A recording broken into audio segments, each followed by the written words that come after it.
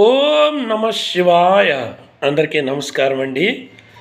మనము ప్రతిరోజుని ఏదో ఒక అస్ట్రాలజికల్ రెమెడీస్ చెప్పుకుంటున్నటువంటి ఈ భాగంలోని ఈరోజు నక్షత్ర శాంతి గురించి చెప్పుకుంటూ ఉంటాము.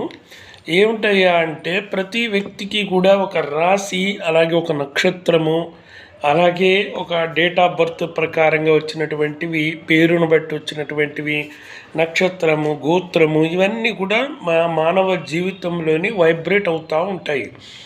అలాంటప్పుడు ఎప్పుడైనా సరే జన్మ నక్షత్రం రోజున కొన్ని పనులు చేయకూడదు. ఎలా అంటే ఆ రోజున కటింగ్ చేయించుకోకూడదు, అంటే క్షౌరం అంటూ ఉంటారు సంస్కృతంలోని. అలాగే కొన్ని రకాలైనటువంటి కొద్ది ఇబ్బందికరమైనటువంటి ప్లేసులకి ఆ రోజు వెళ్లకుండా ఉండాలి.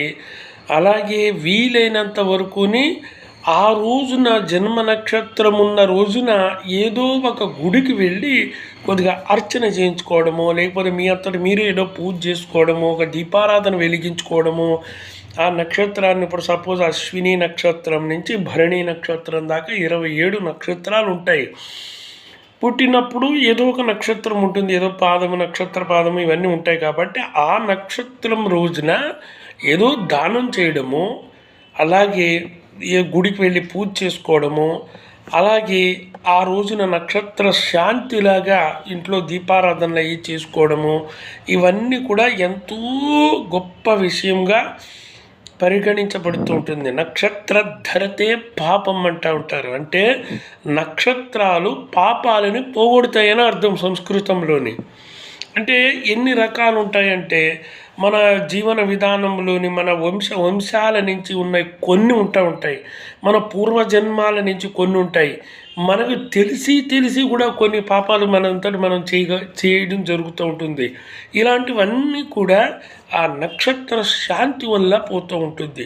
అది ఎలా తెలియాలండి అంటే మీ నక్షత్రం రోజున, అంటే మీ పుట్టినటువంటి నక్షత్రము అది చూసుకుని క్యాలెండర్లోనో పంచాంగంలోనో చూసుకుని ఆ నక్షత్రం మంత్లీ వన్స్ వస్తూ ఉంటాయి. కాబట్టి ఆ నక్షత్రం రోజున కొన్ని పనులు ఇట్లాంటివి చేస్తూ ఉన్నప్పుడు శుభాలు చేస్తూ ఉంటాయి. నక్షత్ర శాంతి అవుతుంది.